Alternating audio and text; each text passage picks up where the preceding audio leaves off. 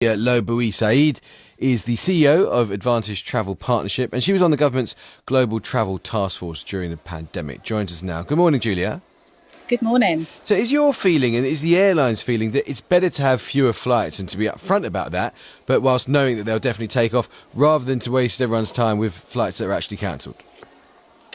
Yes, principally that is correct. I mean, in the vast majority of cases, it's also worth remembering that the vast majority of flights will depart, even with this cap and the reduction of flights that we have seen over the last few weeks. You know, the vast majority of flights will not be disrupted. But you're absolutely right. The principal aim here is to ensure consumers can travel as planned and to avoid any of those last-minute cancellations that we've seen in the past.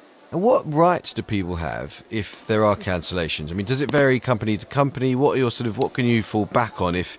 Because usually when a flight is cancelled, it's when you're in a state of high excitement because you think you're going to get away and you've been met with enormous frustration, and people usually want to take some action on it. What rights do we have as consumers? Yeah, absolutely. Now, it doesn't depend on where you're flying from. What it does depend on the reason for the cancellation.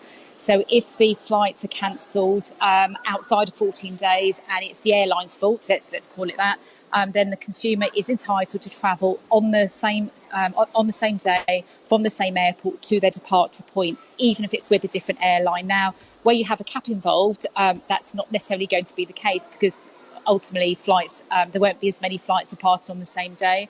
But there is no compensation due, just the right for a refund or to get you to your destination.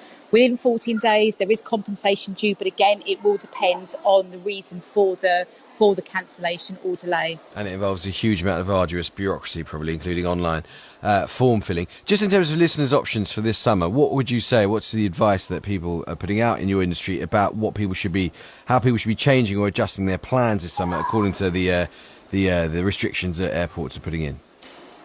Yeah, my advice is right now, I mean, there's really nothing at all for consumers to do. It's like it really is worth putting into context that the vast majority of flights will depart in. The cap from Heathrow is really to avoid any of those last-minute disruptions. If you've booked, depends on again how you've booked. If you've booked for a travel agent, they will be in touch with you. They will make sure that you have all the notification you need. And actually, even if you haven't booked, please look at booking because actually there are still many options available. But make sure you think about who you book. If you're booking with a travel agent, a human travel agent, they're much easier to get through to. No hanging on call centres, and they will be able to make sure that you are on your way where you need to be.